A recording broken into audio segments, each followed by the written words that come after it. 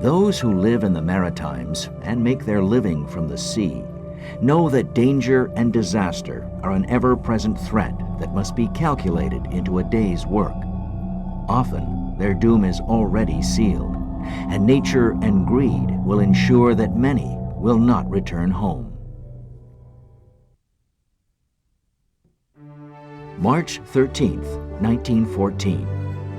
A fleet of ships is preparing to leave St. John's Harbor on the southeastern coast of Newfoundland. Disaster is far from the minds of the men eager to head out to sea and reap the bounty of the spring seal hunts. For over 100 years, men and ships have been leaving this harbor in early spring, headed for the ice patches of northern Newfoundland and southern Labrador. Another sealing season is about to begin. In the lead is the SS Stephano, the largest and grandest ship of the fleet. It was something over 2,000 tons and used as a passenger steamer to Halifax and New York and so on. But during the sealing season, they would board over the decks and it would be sent out to the ice. At the helm is the legendary Abram Keane, the greatest sealing captain of them all. He was a very rigid, very puritanical old man who was enormously successful at the work he was doing, which was killing and bringing in seals. The men were all afraid of him, with almost no exceptions, and these included the officers on the ships. Abram is not the only Keane leaving St. John's that day. His oldest son, Joseph, is captain of the Florizel, the second largest steamer in the convoy. The Florizel was the first sealer to use wireless telegraphy 5 years earlier. In 1914, all the ships leaving the harbor are outfitted with this new technology. All except one. The SS Newfoundland is the largest of the wooden walls and the oldest. The Newfoundland was an old wooden steamer, 40-odd years old, and slow. She didn't have the power to force her way through the ice fields the way the Stephano and the Florizel did. The master of this particular wooden wall has the added pressure of being the son of the legendary Abram Keane. Westbury Keane is just starting his 4th season as ship captain. Westbury was one of his youngest sons, was probably the least experienced of the Kane's family. 21 ships and 3,700 men leave port. Some of those men have just over 2 weeks to live. Tuesday, March 31st, 1914. A group of ships from the sealing fleet are working the ice patches 72 kilometers off the coast of Newfoundland. 2 more ironclads, the Belleventure and the Bonaventure, are a few kilometers away, pushing their way through the heavy ice. The only ship not moving is the SS Newfoundland. The wooden wall has been jammed in the ice for over a week now, its crew only able to bring in 400 pelts since the season began. Even a young sealman like Cecil Moland can see the effect this has on his captain, Westbury Keane. They used to climb the rigging 2 and 3 times a day with a spike lace up in the barrel, they called, on the masthead. And they used to scan the old ocean, and they see a steamer, you think, you're not sure, they may be killing seals there. And all he wanted was to get into a patch of seals. He wanted to make a name for himself like his father. It is his father who offers a solution. Captain Abram Keane had told Westbury that if he found the seals, he would raise the after derrick. And if Westbury saw this, he would know that the seals were in the presence of the Stephano. So by March the 30th, with the season coming to an end, he saw the derrick being raised on the Stephano. The lack of a wireless makes it impossible for Westbury Keane to communicate directly with his father or the other ships. He orders his men to walk the 10 kilometers to the Stephano and get directions to the sighted seal herds. He puts George Tuff in charge. George Tuff was second-hand on the Newfoundland. He was an extremely experienced, very experienced sealer. He'd been to the ice many times. He had a great record of getting seals. George Tuff and his crew of 160 men make their way across the ice patch towards the SS Stephano. The weather is still mild, and many of the men have exchanged their heavier outerwear for lighter clothing. They wore whatever they had. They had heavy mitts and they had sweaters on under jackets and some things of this sort, but they weren't what you would call dressed for Arctic conditions. As they move across the ice, several of the crew notice a bank of thick clouds forming to the north. The weather continues to thicken. Around 10, some of the men decide to return to the Newfoundland. They sensed that there was a storm coming, and about 132 in all continued on. After a 4.5-hour trek, George Tuff and his crew finally reach the Stephano. Many of the Newfoundland crew assume they are staying aboard that night, but Captain Abram Keane has other plans. He tells George Tuff that he is taking them to a herd of 1,500 seals on a patch 3 kilometers closer to the Newfoundland. This way, Tuff and his crew can return to their ship when their work is done. George Tuff would never have believed that Captain Kane could do anything stupid or anything wrong. This man, Captain Abram Kane, was regarded as just a little bit below God. So Tuff would have assumed that the old man was doing the right thing. Cecil Moland and the Newfoundland crew have barely finished their hard bread and tea before Captain Keane orders them off his ship. When we got our cup of tea, he was hollering, over the side. He kept on saying that some fellas got kind of afraid of him or something, and they went down in a hurry. So he put us out and told us to go on and pan seals and then walk to our own ship. And we was about 6 or 7 miles from the Newfoundland, and that's a long walk. Captain Abram Kane must have known that there was threatening weather when he put the men on the ice, but he believed they were close enough to their ship to get back to it. It is almost 12 noon. As the Stephano steams away, George Tuff directs his men to a patch of seals several kilometers away. Sealer Jacob Dalton and the rest of the Newfoundland crew can barely see their own ship in the distance. I've heard him say that he knew then that there was something going to happen there, right? They'd never make it back, because as they kept on going, the weather got worse. And then the wind started to pick up, and then they couldn't see where they were walking. A real blizzard. George Tuff was a very experienced second hand, but he seems to have been unwilling to challenge authority or challenge orders. He had been told by Abram Kane to kill the seals before returning to the ship. He looked upon that as an order that could not be disobeyed.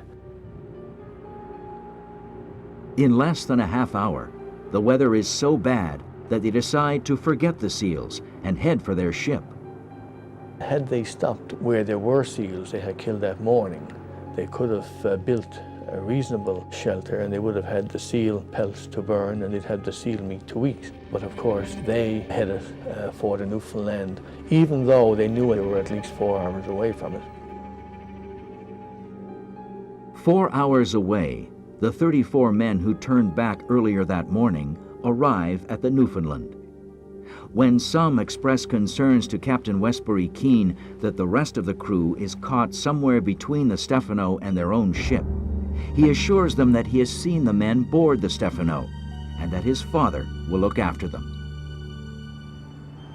On board the Newfoundland, Westbury was convinced that his men were on board the Stephano, and on board the Stephano, Abram Kane, he assumed that the men had made it back to the Newfoundland, but they had no way of contacting each other. Meanwhile, they were all out freezing to death.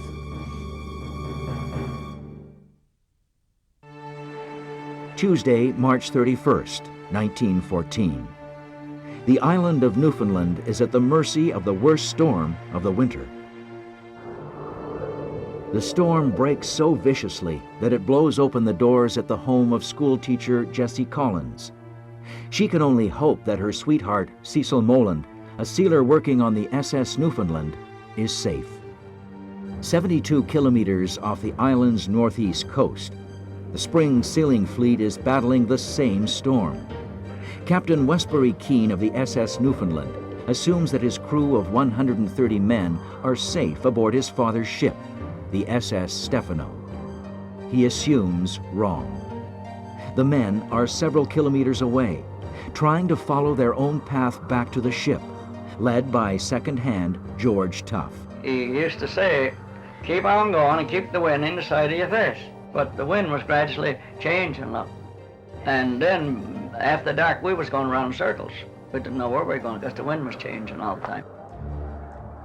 With the darkness, the men have no choice but to find shelter. The type of shelter they could build was very limited. The best they could hope to do was to build a wall. It wasn't much protection because with the rain it didn't help at all. By midnight, with temperatures falling fast, none of the shelters can protect them from the wind either. The major protection really came from the men themselves who had the strength to keep going and to stay alive. Cecil Moland uses the image of sweetheart Jessie Collins to help keep him going. Ironically, the leader of his group is also named Jessie Collins, a veteran who encourages his men to use exercise to battle the cold. Jessie Collins tried to get men to pretend that they were walking in a circle and pounding each other on the back and that to try to keep circulation going. Wednesday morning, April 1st. Winds are so powerful that the men fear being blown off the ice. To make matters worse, some of their shipmates have not survived the night. Some lie dead and frozen on the ice pans where they fell. On the SS Newfoundland, Captain Westbury Keane still believes his men are on the Stephano. When the weather clears at noon, he steams towards his father's ship before getting jammed in the ice 2.5 kilometers away. Not far away, crews from the Bonaventure are panning seals on the ice floes. Second-hand Abram Parsons sees the men in the distance and assumes that they too are working the ice fields. During the second day on the ice, some of the ships were visible but distant. The other ships were not close enough to see a party of men on the ice, but they were close enough so the party of men could at least see the sealing ship.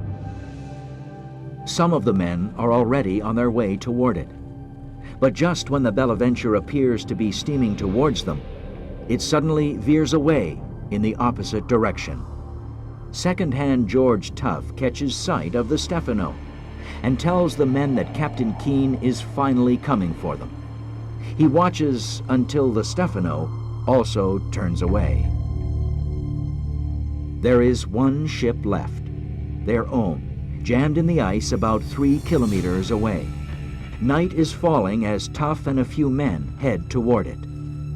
They could see the Newfoundland, and as some of them walked towards the Newfoundland broke free and steamed away from them. As another freezing night sets in, those who lived through Tuesday's storm begin to surrender themselves to exhaustion, desperation, and the bitter cold, despite attempts by veteran sealer Jacob Dalton to keep members of his group alive. You just go and pick them up and shake them and keep talking to them, oh, you're all going to be okay. And he had a strong nerve and a strong will to live. He kept a nice few people alive, talking to them by, getting them up. In his group, Cecil Moland can only watch as friends and shipmates die around him. And some fellas that didn't want to die, they really died hard. And they fought till the very last minute. Sealer James Donovan is so used to seeing men die around him that when his own brother Stephen finally succumbs, he is unaffected, pausing only long enough to take his brother's cap for his own. Those still able to comprehend what is happening try to hold on to anything that will pull them through. For Cecil Moland, it is the New Testament given to him by sweetheart Jessie Collins, and the burning need to see her again. She loved me so much, she gave me that before I went to the seal fishery in 1914, and said, keep it in your vest pocket always, and I put it in my vest pocket.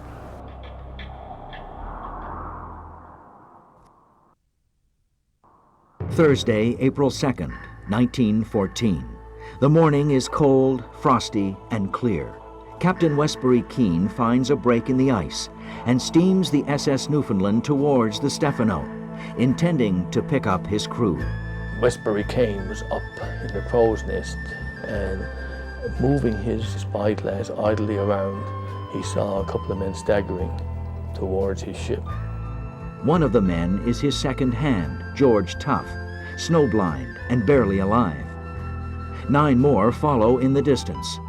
Westbury Keane immediately puts up a distress signal. Captain Abram Keane sends 2 men aboard the Newfoundland and discovers for the first time that the crew he let off on Tuesday did not reach their ship. The Stephano makes its way through the heavy ice in search of survivors. It is said that Keane stops to pick up seal pelts along the way. He was picking up men, pulling men on his ship on one side and pulling seals in on the other. At the same time, spotters on another ship in the area, the SS Bonaventure, report seeing more of the men approaching their ship. Once on board, the men report more than 50 dead where they were earlier that morning. The Bonaventure immediately sends out a search party with food and supplies. And what they found was horrifying because the frozen men, in some cases were clinging together. Some of them froze onto the ice, and they couldn't get them. They had to bring them, a chunk of ice and all, on stretchers when they finally got around to rescuing these people. Word quickly spreads to all ships in the sealing fleet that 70 dead men have been pulled from the ice. 8 more are missing and are never recovered. All the bodies are put on board the Bonaventure, which steams for St. John's Harbor. Crews on many of the other ships feel they should follow, abandoning the seal hunt out of respect for the dead. Saturday, April 4th, 1914. The SS Bonaventure enters St. John's Harbor, its flag at half-mast. There were thousands of people from St. John's down on the waterfront to see this happen. And there was nothing but dead silence when they started bringing the bodies and the living ashore. And there was no feeling of outrage until later when they discovered who had been involved in causing the disaster. Many feel that Captain Abram Keane is responsible, that he never should have let the men off with a storm brewing. In a letter to a local newspaper, Captain Keane offers no apology or acceptance of guilt, saying that anyone who goes sealing must accept the risks that go with it. For Captain Westbury Keane, the true cause of the tragedy is clear: the lack of a wireless aboard the Newfoundland. The one responsible for the men once they got to the Stephano, of course, was Captain Abram Keane, not Westbury. He was the one who abandoned them on the ice, believing they could walk back to their own ship. Despite letters and petitions demanding Abram Keane's dismissal and arrest, a Sealing Commission inquiry cannot agree on the cause of the tragedy, finally calling it an act of God. Many sealers, including Jacob Dalton, will blame Keane for the rest of their lives. I've heard them say lots of times that it was his fault, and he got scotch-free. He got away with it.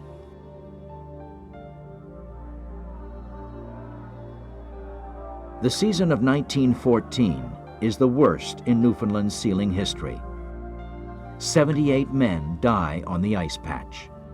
Some of the survivors lost both feet, so that there were quite a number of people who were disabled for life.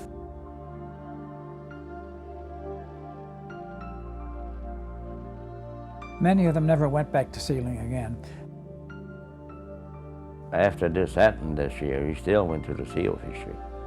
The next year he was back at it again. Oh yeah, he won't give up. But that was enough there to see all them people die to just, you know, forget that. I ain't going back at it now, but he just kept at it. One of those who does not return to sealing is Cecil Moland. Cecil Moland not only survived, he went home and he married Jessie, his sweetheart, the one he was determined to live to marry, and was still living with her 50 years later. I think the long-term effects of the disaster would have been that sealing was no longer regarded as a responsibility for the individual sealer. It became much more the responsibility of the government and the responsibility of the captain, so that the seal hunt became a much less haphazard affair than it was. They immediately began putting wireless aboard all ships, for instance. They realized that had there been wireless aboard the Newfoundland, it wouldn't have happened. There is no memorial for the sealers lost on the ice in March of 1914, save for the reminiscences of shipmates and families left behind. The survivors are all gone now, just a memory themselves. Cecil Moland died in 1978, but he, like those trapped on the ice with him, lived with the experience for the rest of his life. I'm surprised sometimes. I look at myself. I look at myself and I talk to myself in the mirror, you know, because how did you ever manage to come through that terrible Newfoundland disaster?